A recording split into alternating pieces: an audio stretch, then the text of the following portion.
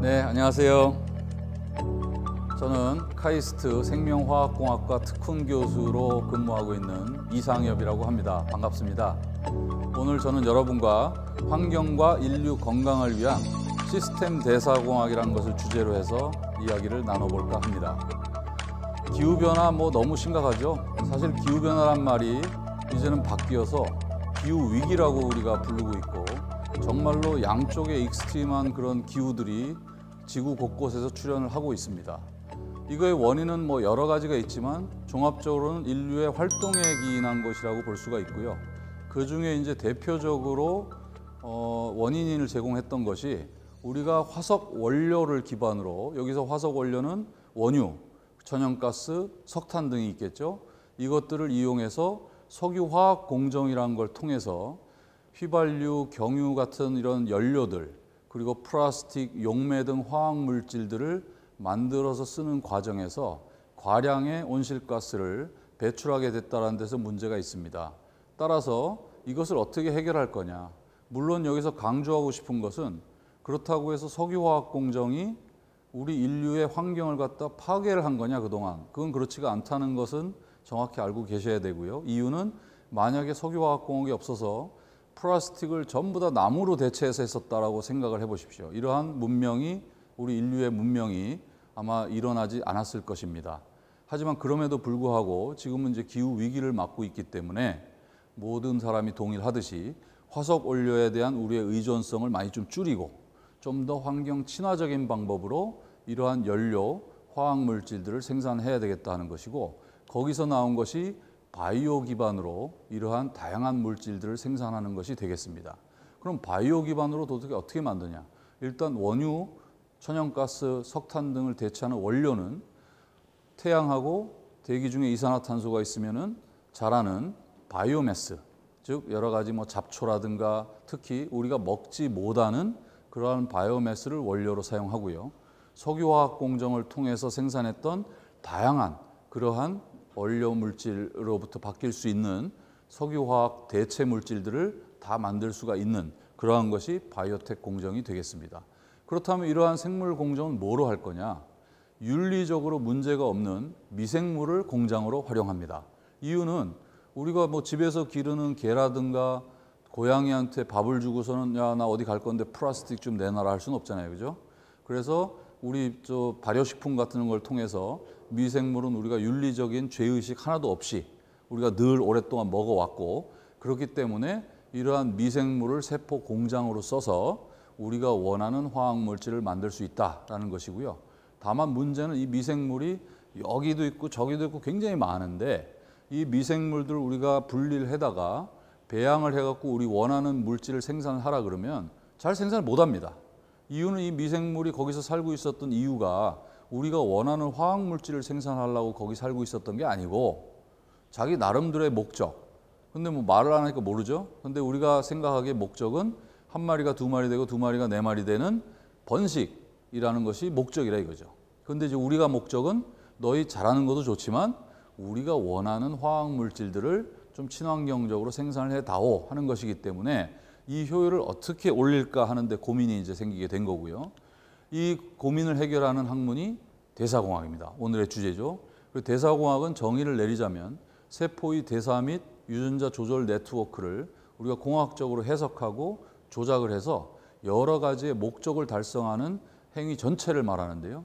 그 목적에는 뭐가 있냐면 이미 그 미생물이 조금 만들던 것을 훨씬 더 효율적으로 생산하게 한다든가, 혹은 이 미생물이 이때까지 태어나서 한 번도 본 적도 들은 적도 없는 거지만 우리 필요에 의해서 야 이걸 좀 생산해 달라 하고 하는 것도 대사공학의 범주에 들어갑니다. 근데 이 대사공학 저는 30년 정도를 대사공학을 했는데 아직도 어려워요.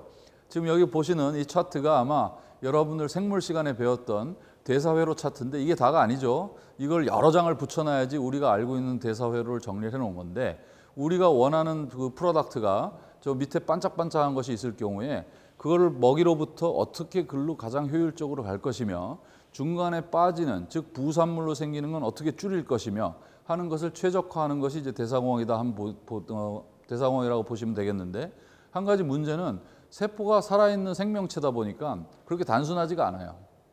그래서 대사 네트워크만 있는 게 아니고 대사 네트워크를 관장하는 유전자 조절 네트워크가 있고 또 외부하고 먹이도 받아들이고 부산물도 내놔야 되는 소위 신호 전달 네트워크가 얽혀 있거든요. 그래서 우리가 다뤄야 될 게 네트워크의 N승인 거예요. 그러니까 너무 복잡하죠. 지금 이 대사회로 자체만도 너무 복잡한데 그 네트워크의 N승으로 올라가니까 그래서 컴퓨터의 시뮬레이션 도움을 많이 받습니다. 그래서 조금 긴 거를 짧게 압축을 해서 말씀을 드리면 저희가 이제 창시한 것이 시스템 대사공학 혹은 시스템스 메타보릭 엔지니어링이라고 부르는데 이것은 우리가 아까 말씀드렸던 그 대사공학에다가 소위 전체 세포 수준에서 이해를 하는 시스템 생물학 그리고 없는 것도 만들어낼 수 있는 합성 생물학 그리고 그것만 가지고도 우리가 다 이해를 못하기 때문에 자연에서 진화 과정을 통해서 생명체들이 이렇게 진화해서 왔듯이 그러한 진화 공정을 우리 근데 그렇게 오랫동안 기다릴 수는 없고 빠르게 실험실에서 진화를 시키는 진화공학 이거를 대사공학에 모두 다 통합한 것이 시스템 대사공학이 되겠고요. 이걸 통해서 이제 우리가 미생물을 소위 세포 공장으로 써서 우리가 원하는 것들을 생산하게끔 하는 것입니다. 참고로 이 시스템 대사공학은 2016년도에 세계경제포럼에서 뭐 여기 보시면 여러분들 많이 들어보셨죠? 뭐 블록체인 기술이라든가 페로브스카이 솔라셀이라는 이런 것과 함께 10대 떠오르는 기술로도 선정이 돼서 그 중요성이 부각이 된 적이 있습니다. 자, 그럼 몇 가지 예를 들어서 시스템 대사공학을 어떻게 수행하는지 말씀을 드려보겠습니다. 일단 연료 쪽 볼까요? 바이오 연료 그러면 제일 먼저 떠오르는 게 뭐예요? 에탄올이죠. 바이오 에탄올. 바이오 에탄올은 우리가 마시는 술이죠. 술이기 때문에 이게 실제로는 탄소도 2개밖에 없고 참고로 에탄올이 대체하고자 하는 가솔린은 휘발유죠. 휘발유는 탄소가 뭐 한 4개에서부터 10개짜리가 잘 섞여 있는 탄화수소 복합체거든요. 믹스처거든요. 그런데 이제 에탄올은 탄소가 2개밖에 없으니까 에너지 밀도가 낮아요. 가솔린보다. 그 다음에 에탄올은 왜 희석해서 뭐 예를 들면 소주도 있고 맥주도 있고 하듯이 뭘로 희석하죠? 물로 희석하는 거거든요. 근데 에탄올을 연료로 쓴다 그러면서 물을 탄다? 즉 흡수성이 있다는 것이 최대의 단점이 됩니다. 그래서 뭐 수송 같은 것도 트럭으로 해야 되고 이런 문제가 있는데 요걸 조금 더 바꿔서 탄소 4개짜리 알코올을 만약에 만들면 그게 부탄올이잖아요. 부탄올을 만들게 되면 에너지 밀도가 우리 휘발유하고 거의 유사해지고 흡수성도 확 줄어서 진정한 가솔린을 대체할 수 있는 그러한 연료에 가까워진다 하는 것이고 또 한 가지 경유를 대체하는 것도 있습니다. 이게 디젤이라고 그러죠. 경유를. 디젤을 바이오 디젤로 대체할 수 있고 실제로 현재 그거를 몇 % 이상 섞어 쓰는 게 의무화돼서 지금 쓰고 있습니다. 근데 현재 이 바이오 디젤을 만드는 과정을 보게 되면 동식물 유래의 지방을 가지고 그거를 깨가지고 지방산으로 만들고 지방산과 그 다음에 메탄올 혹은 에탄올과 트랜스 에스테리피케이션 반응을 통해 가지고 생산을 하고 있거든요. 그래서 바이오 디젤 생산은 현재는 어디에 의존한다? 동식물성 기름에 의존을 하는 거예요. 원료로. 참고로 에탄올과 부탄올은 포도당과 같은 뭐 리그노셀룰로직 바이오매스가 됐든 혹은 슈거케인의 수크로즈가 됐든 혹은 전분당의 전분을 깬 포도당이 됐든 이런 거로부터 이제 발효를 하는 것이고요. 그래서 이런 식으로 해서 바이오 연료를 생산할 수가 있는데 그 중에서 아까 부탄올이 탄소 4개짜리로서 에탄올보다는 훨씬 더 휘발유에 가깝다 그랬어요. 이걸 만드는 효율적으로 만드는 균주가 클로스트리디움 아세도뷰틸리컴이라는 것이 있습니다. 근데 얘 보고 그냥 만들라 그러면 처음에 어떻게 하냐면 자기가 자라기 위해서 처음에 포도당이나 설탕이나 이런 걸 먹고 나서 처음에는 산을 만들어요. 아세트산하고 부티르산을 만드는데 그 과정에서 ATP를 만들기 때문에 에너지를 만들어서 자라는 거거든요. 근데 산을 만들다 보니까 발효 pH가 어떻게 돼요? 낮아지죠. 그러니까 얘들이 진화 과정상에서 아이고 산을 이거 누가 이렇게 많이 만들고 나 못 자라겠다. 이래가지고 이걸 다시 진화 과정에서 엔자임 이름은 이제 코에이 트랜스퍼레이즈라고 부르는데 그 효소를 써가지고 이걸 업테이크를 합니다. 업테이크를 해가지고 업테이크 된 놈을 다른 대사 경로를 통해서 부탄올과 아세톤과 에탄올을 약 6대 3대 1의 비율로 만들어서 발효가 끝나요. 그런데 만들어진 프로덕트를 보면 뷰탄올 아주 좋은 연료죠. 에탄올 뭐 탄소 2개라서 에너지 밀도는 낮지만 뭐 연료 오케이. 그런데 아세톤은 연료가 아니죠. 그래서 이 아세톤을 없애는 그런 전략을 택하는 대상을 했더니 아까 말했듯이 네트워크에 복잡하게 얽혀 있어서 그냥 아세톤만 생산이 안 되는 거는 만들기가 참 어렵더라고요. 그래서 우리 똑똑한 카이스트 학생이 뭘 했냐면 대사회를 좀 더 디자인을 잘 해가지고 실제 다른 효소를 하나를 넣어줌으로써 아세톤 대신에 아이소프로파놀이라는 연료 대체 물질로 바뀌게끔 해줌으로써 발효가 끝나면 이제는 뷰타놀, 아이소프로파놀, 에탄올이 나오게 해서 아주 좋은 옥탄가가 높은 연료를 생산하는 시스템을 개발했다 하는 것이고요.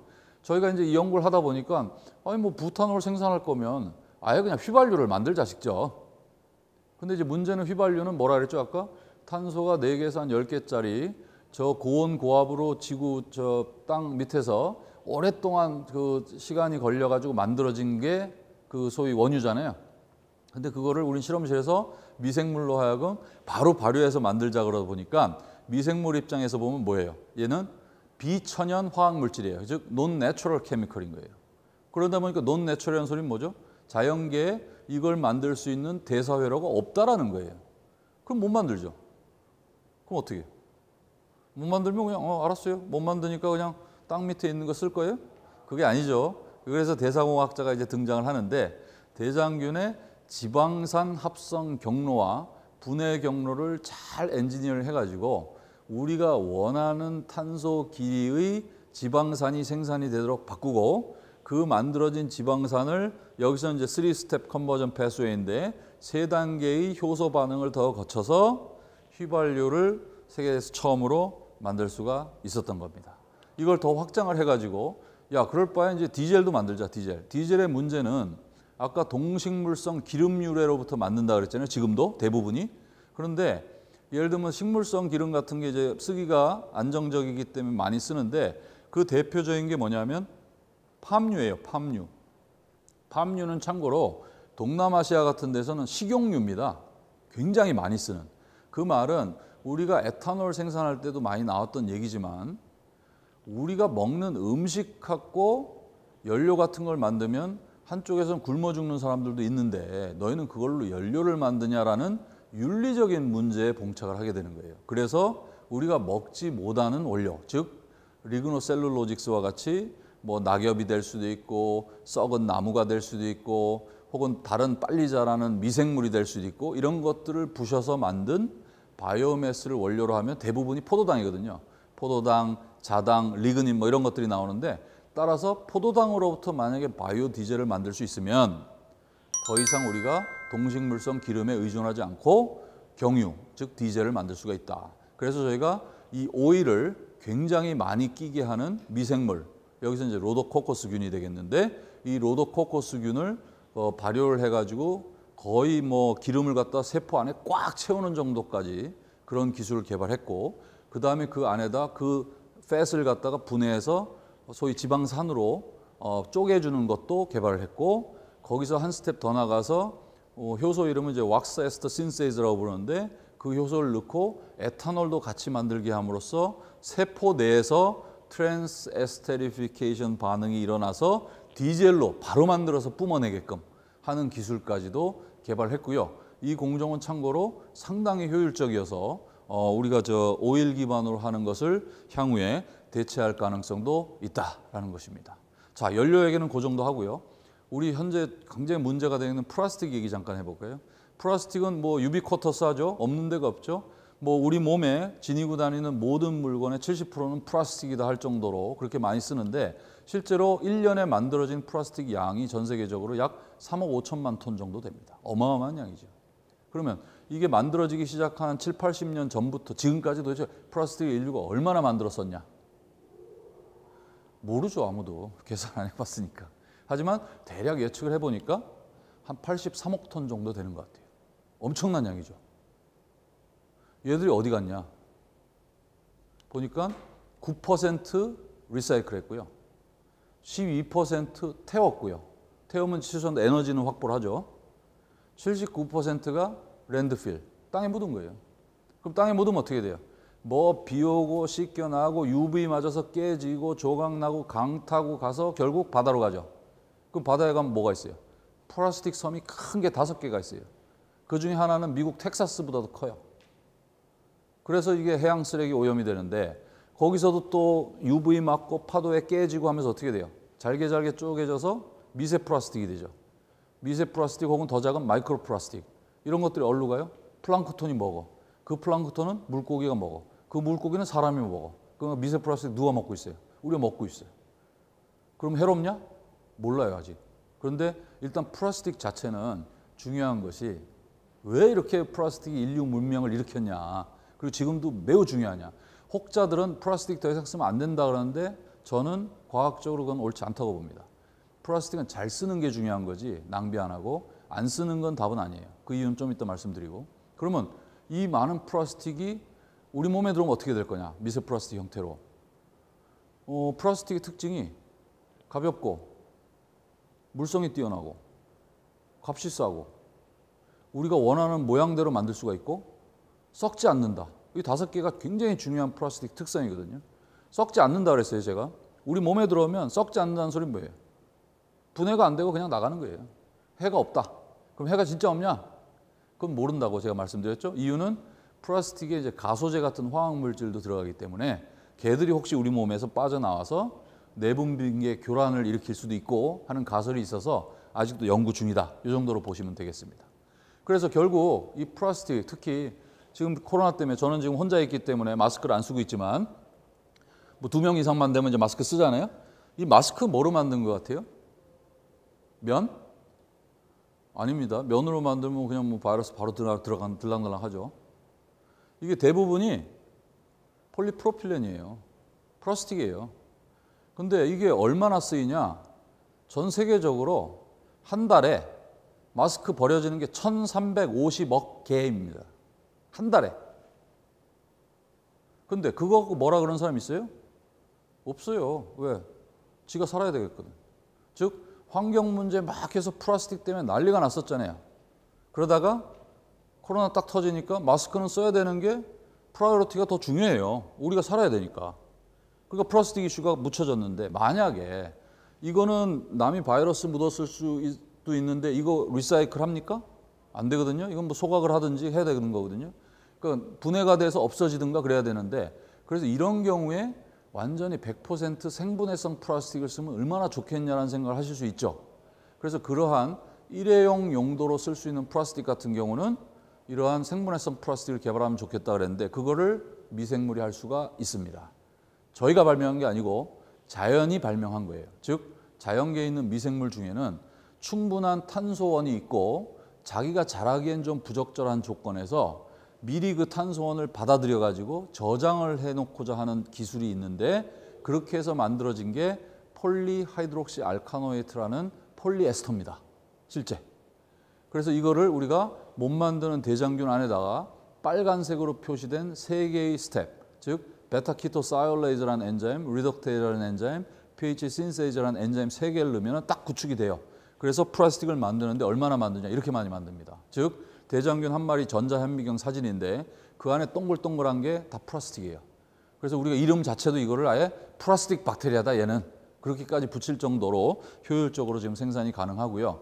이걸 갖다 한 가지 타입만 생산할 수 있는 게 아니고 이 플라스틱이 고분자잖아요. 고분자는 단량체로 이루어져 있고 이 단량체의 종류와 화학 구조에 따라서 고분자의 물성이 바뀝니다. 즉 우리가 원하는 특징을 가진 고분자를 만들 수가 있죠.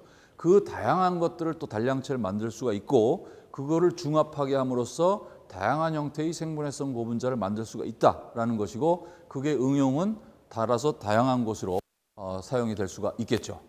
이거에서 한 스텝을 더 가가지고 저희가 의료용 고분자도 만드는 기술을 개발했어요. 이거는 조금 어려운 얘기긴 한데 전공이 아니면 댐스 패스웨이라는 걸 써가지고 우리가 2개의 카본 소스를 갖다 동시에 쓰고 PLGA라는 생체 의료용, 즉 생체 적합성도 있고 생분해성도 있고 한 그러한 고분자를 발효로 생산할 수 있는 기법을 마찬가지로 처음으로 개발해가지고 이때 상당히 주목을 받았던 그런 기억이 있습니다. 그 다음에 우리 이제 음료 마실 때 물병 있죠? 물병이 무슨 병이라고 그러죠? 페트병이라고 그러죠? 페트병. 그 페트에서 PET는 폴리에틸렌 테리프탈레이트예요. 즉 에틸렌 파트인 모노에틸렌 글라이콜이라는 단량체하고 테리프탈산이라는 단량체를 중합시킨 게 PET예요. 자 그러면 PET를 바이오로 한 방에 아까 그 폴리하이드록시 알카노이트처럼 만들 수 있냐? 없어요. 왜? 자연에서 안 줬어요, 효소를. 그래서 우리가 효소를 만들든지 해야 되는데 만드는 게 너무 어려워요. 그래서 이런 경우는 어떻게 하면 되냐면 단량체를 바이오 기반으로 서스테이너블하게 만들고 기존에 있는 중합 공정을 통해서 PET를 만들면 만들어진 PET는 뭐예요? 바이오 기반으로 만든 PET가 되는 거예요. 그죠? 석유 하나도 안 쓰고. 그래서 이걸 하려면 PET 중에서 테리프탈산 파트가 방향족, 아로마틱 링이 있는 거거든요. 그래서 굉장히 튼튼해지죠, 고분자가. 그런데 강해지는데 이 방향족은 세포들이 싫어합니다. 왜냐하면 독성이 있어서, 대체로. 그래서 20개의 아미노산 중에 3개의 아미노산이 이 방향족 링을 가지고 있는데 그 링을 가진 그 아미노산 패스웨이를 잘 우리가 조작을 해가지고 PET와 유사한 방향족 고분자도 발효로 생산할 수 있다라는 것을 보이게 된 것입니다. 그 이외에도 우리가 필요로 하는 굉장히 많은 화학 물질이 있는데 그 중에서 강철보다 강한 엔지니어링 플라스틱 얘기를 하자면 얘는 다이아민이라는 단량체가 필요하거든요. 그 다이아민을 만드는 것도 지금 이 대사회로를 간단하게 해놓은 거에서 보면 아시겠지만 막 X들이 있죠. 이 X들은 뭐냐 하면 세포가 더 이상 필요한 것 이상으로는 안 만들려고 셧다운을 시키는 거예요. 그래서 그걸 우리가 지놈상에서 다 찾아가지고 하나씩 다 없애주고요. 소위 피드백 이니비션을. 그 다음에 플럭스를 아까 같이 최적화를 해주고 그 다음에 경쟁에서 바이 프로덕트로 나가는 거 다 잘라주고 그렇게 해가지고 마찬가지로 다이아민도 발효로 생산을 할 수가 있게 된 겁니다. 이러한 방식으로 우리가 시스템 대상화를 해가지고 지금 이 장표에 보이듯이 굉장히 다양한 카르복실산, 다이카르복실산, 다이아민, 그 다음에 뭐 나일론 원료가 되는 또 다른 물질, 그리고 아로마틱 컴파운드, 아이소프레노이드, 폴리머도 직접 만들었고 다양한 걸 이렇게 만들 수가 있었다라는 것이고요. 여기서 이제 잠깐 기어를 바꿔서 이 엄청난 숫자를 한번 보죠. 이게 뭐죠? 이게 8 트릴리언인데 단위가 뭐냐면 달러예요. 그거는 원으로 바꾸면 약 8,800조, 요새 한 9,200조 정도 되겠네요. 오늘 환율로는. 9,200조라는 게 뭐냐 도대체, 이 어마어마한 돈이. 이게 전 세계에서 1년간 쓰는 데 드는 헬스케어 비용입니다. 이게 너무나도 어마어마한데 고령화는 계속 급속하게 지금 진전이 되고 있어서 혹자는 앞으로 15년이 지나면 그대로 만약에 간다면 세계 경제는 헬스케어 비용 때문에 망한다. 이런 말까지 있을 정도예요. 그렇기 때문에 뭘 해야 돼요? 우리가 건강을 어떻게든지 유지해야 되는데 아이고 엎친 데 덮친 격으로 이 코로나까지 와버렸잖아요. 그래갖고 예를 들면 어제 기준으로 봐도 뭐 2억 명이 넘는 사람이 감염이 됐고 다행히도 이제 백신이 여러 종류가 개발이 돼가지고 굉장히 많은 거의 뭐 한 47억 명 정도가 지금 백신을 맞았어요. 그럼에도 불구하고 뭐 돌파 감염도 있고 변이체 계속 나오고 그러잖아요. 그런데 이러한 감염 질환이 문제라 이거죠. 그래서 저희가 실제로 이런 걸 조심해야 된다라는 게 예전부터 세계 경제 포럼에서는 나왔었던 얘기거든요. 그래서 제가 코로나가 터지기 정확히 한 1년 전쯤에 이 지금 현재 WHO라든가 세계적인 전문가 메디컬 파운데이션들에서 계속 토론을 해보니까 팬데믹 온다 이거 곧 대비하자라는 거를 정리를 해서 제가 한번 썼어요, 컬럼을. 그래서 그때 한 게 래피드하고 빠르고 정확한 진단, 그리고 그로부터 나온 예방 및 확산 억제 정책, 그다음에 치료제와 백신의 신속 제조, 요게 반드시 기술 개발해놔야 된다라고 쓴 건데 뭐 이상엽 교수가 뭐 글 하나 썼다고 준비가 되겠습니까? 그래서 결국은 우리가 얻어맞았죠. 지금 맞고 지금 아직도 현재 진행형인데 저희가 그래서 이제 앞에 들으셨듯이 우리 지구 환경, 즉 클라이밋 크라이시스라는 걸 극복하는 데 도움을 주고자 시스템 대사광을 사용해가지고 여러 가지 석유화학을 대체할 수 있는 물질들을 만드는 걸 보여줬잖아요. 오늘 시간 관계상 몇 가지에만 보여드렸지만 그런데 이제 그 연구를 하는 과정에서 중요한 게 촉매 역할을 하는 효소를 디자인을 하는 거거든요. 그 효소를 디자인할 때 어떻게 하냐면 컴퓨터 시뮬레이션을 많이 합니다. 프로테인하고 서브스트레이트 케미컬하고 프로덕트 케미컬하고. 그래서 이 코로나가 터졌을 때 그 연구를 하는 제 학생한테 제가 전화를 했어요. 작년 4월이죠. 아이고 이게 우리가 지구 환경을 살리는 것도 좋은데 야 사람부터 살아야 되지 않겠냐. 근데 너 너무 바쁜 거 내가 아는데 혹시 지금 하는 기법 그대로 쓰면 되니까 코로나 치료제 쪽 드러그 리퍼포싱 하는 거 좀 해줄 수 있겠냐고 제가 물어봤더니 이 친구가 너무나도 기특하게 예 교수님 바로 하겠습니다. 이렇게 된 거예요. 그래서 그때 한 명이서 이 도킹 시뮬레이션 알고리즘을 개발해가지고 뭐 거기까지 자세히는 제가 말씀드리기 그렇지만 우리가 이제 프리다킹, 포스트다킹 알고리즘이라는 걸 통합을 해가지고 false positive가 굉장히 적은 드러그 리퍼포싱 알고리즘을 개발한 거고요. 그걸 통해 가지고 캔디데이트를 찾았는데 그 찾은 것들을 가지고 초기에는 이제 저희 욕심이 앞서갖고 그냥 용량을 많이 줬더니 그 실험 주의가 다 죽어버려가지고 지금 용량 낮춰갖고 최적화하는 그런 작업을 하고 있다. 그래서 하여튼 이런 코로나 치료제의 개발에도 아까 제가 말씀드렸던 대사공학의 일부 핵심 기술이 활용이 된다라는 거 말씀드리는 거고요. 그 다음에 저희가 뭐 다양한 벌크 케미컬, 파인 케미컬들 만들고 고분자도 만들고 했지만 우리가 먹을 수 있거나 몸에 닿는 것들 중에서 필요한 것들을 만드는 그런 연구도 시작을 했습니다. 이유는 결국 우리가 잘 먹어야지 건강하다는 말 우리 예전부터 있었고 실제로 한식이 세계 최고의 음식이죠. 진짜로. 그거는 제가 과학을 하는 사람으로서 어디 가서도 당당하게 말하고 딴 사람들이 제 눈 쳐다보고는 그렇지 않다고 말을 못합니다. 절대로. 워낙 좋은 걸 아니까. 근데 이제 그 먹는 것 중에 중요한 이유가 다양한 야채 중에 예를 들면 토마토에 빨간색을 내는 게 라이코펜, 그 다음에 연어에서 주홍색 거의 빨간색하고 내는 게 아스타잔틴, 그 다음에 당근에 있는 노란색이 베타카로틴, 녹황색 야채에 있는 게 지아잔틴. 이런 것들이 뭐냐면 카로테노이드라는 화학물질 패밀리인데요. 이게 식물의 2차 대사산물이기도 하고 미생물들이 만들기도 하는데 일단 전반적으로는 모든 것들이 엔타이옥시던트, 항산화 작용이 굉장히 세요. 천연물질 중에 제일 세기 때문에 우리 몸에 들어가면 어떻게 돼요? 노화 방지, 그 다음에 그 면역력 강화 등등의 굉장히 좋은 효과들이 많아요. 염증을 억제해 주는 것도 좀 있고.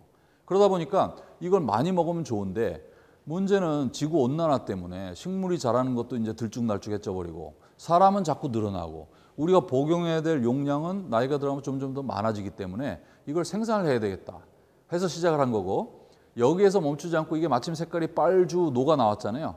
그죠? 아스타잔틴, 그 다음에 베타카로틴, 지아잔틴 이렇게 나왔잖아요. 그러면 아예 만드는 게 무지개 다 만들자 해가지고 저희가 패스웨이를 디자인을 해가지고 실제로 빨주, 노초, 파남보를 다 만들었습니다. 이게 굉장히 최근 연구고요. 그래서 이건 어디다 쓸 거냐? 우리 식용으로 쓰는 것도 있고요. 그 다음에 우리 옷감을 물들이는 데도 쓰는데 이쪽 패션 쪽도 친환경으로 가고자 하는 것이 굉장히 중요하기 때문에 그쪽도 많은 연구가 필요하다 이렇게 보시면 되겠습니다. 그거 이제 확장해서 진짜 빨간색 말씀을 드리면 딸기 우유에 딸기 안 들어간 거 아세요? 뭐 어떤 사람은 우유도 없다 그러는데 뭐 그건 아닌 것 같고, 그 다음에 여성분들 바르는 빨간 립스틱, 이 빨간색이 어디서 왔냐? 제가 사진을 일부러 안 보여주려는데 굉장히 징그러운 벌레, 암놈의 색소입니다. 그거를 클레오파트라 때도 썼다는 기록이 있어요. 그때부터 지금까지 그 벌레로부터 그 빨간색을 얻어갖고 딸기 우유에도 넣고 여러분들 잘 가는 카페에 있는 빨간색 음료에도 들어가고 여성분들 빨간색 립스틱도 만든 거예요. 왜? 이게 다양한 용매 및 재질에서 빨간색을 가장 안정적으로 내고 우리가 먹어도 별 지장이 없더라는 게 오랜 기간에 걸쳐서 검증이 됐기 때문에. 그런데 그 벌레 보면 일단 징그러서 못 먹고요. 그게 중남미 지역에 있는 선인장에 붙어서 자는 벌레거든요. 딱 거기서만. 그래서 획득도 어렵고, 그 다음에 가끔 거기서 추출을 하다 보니까 곤충 단백질에 알러지를 일으키는 사람이 있어요 또.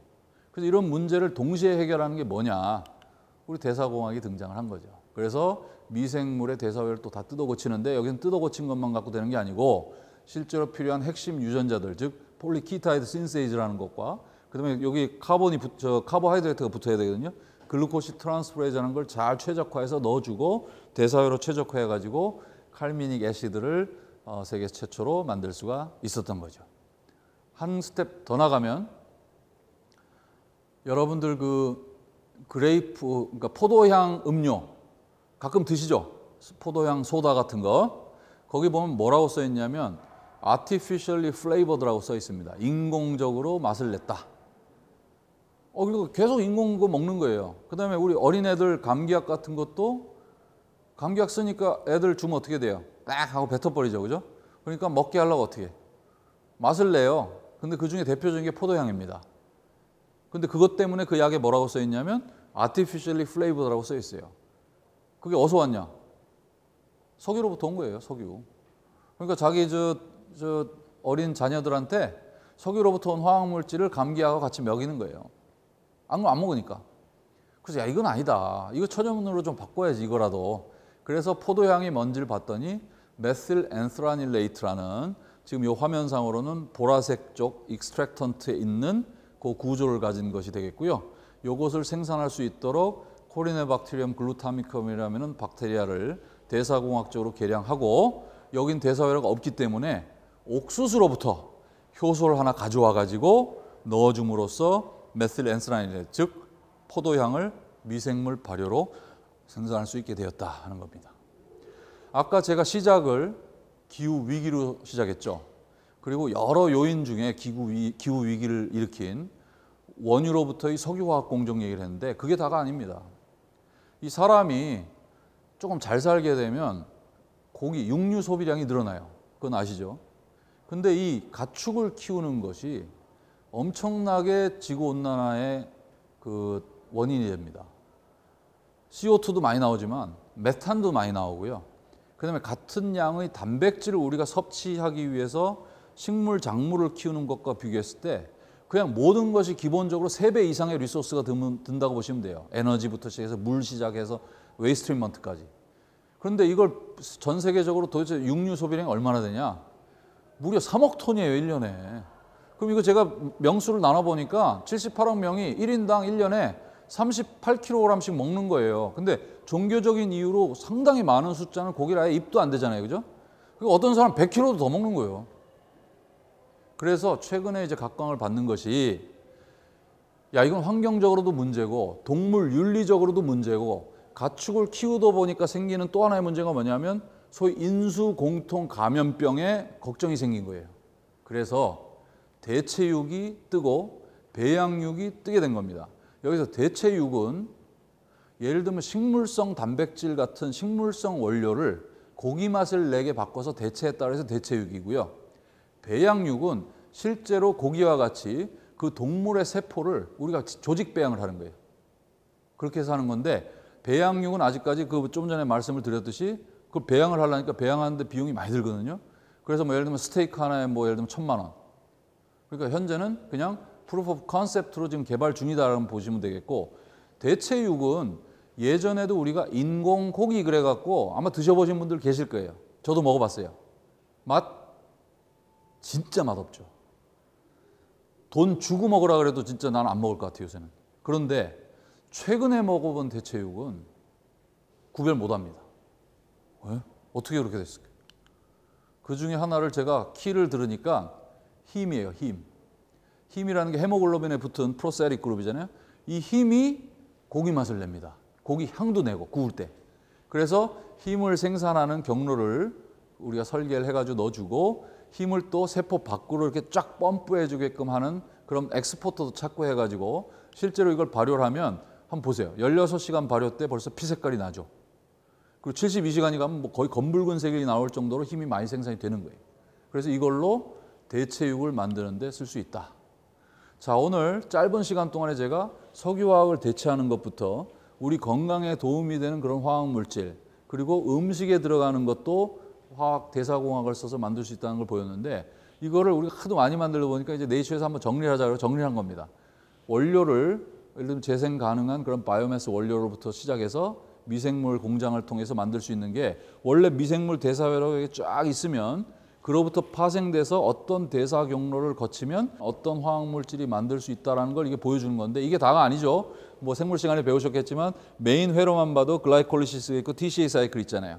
이렇게 돌아가는 것이 엄청난 그런 숫자의 화학물질들을 바이오 기반으로 이제 만들 수 있다. 이렇게 했더니 이걸 발표하고 났더니 사람들이 오, 이거 바이오 화학물질의 구글맵이네. 이렇게 지금 평가를 받고 있습니다. 그래서 결론적으로 이 시스템 대사공학은 우리가 뚜렷한 목적을 가지고 윤리적으로 문제가 없는 미생물을 우리가 엔지니어링 해가지고 지속적으로 우리가 사용할 수 있는 다양한 원료들, 여기는 이제 그 웨이스트도 포함이 됩니다. 뭐 예를 들면 음식 쓰레기도 있고 이런 거로부터 심지어 이산화탄소도 되고, 이 미생물 세포 공장을 거쳐서 우리가 원하는 바이오 연료가 될 수도 있고, 고분자 플라스틱이 될 수도 있고, 고무가 될 수도 있고, 오늘은 얘기를 안 했지만 약품이 될 수도 있고, 이런 것들을 미생물 세포 공장을 통해서 다 만들 수가 있는 그러한 학문이 시스템 대사공학이다. 이렇게 말씀을 드리고요. 제가 오늘 보여드린 예들은 제가 실험한 게 아니고 여기 지금 보고 계시는 우리 제 연구실의 박사과정, 석사과정 학생들과 그리고 또 여기 일부는 졸업을 해서 나갔기 때문에 안 보이는 그런 학생들이 다 한 겁니다. 자, 짧은 시간이지만 여러분과 함께해서 좋았습니다. 감사합니다.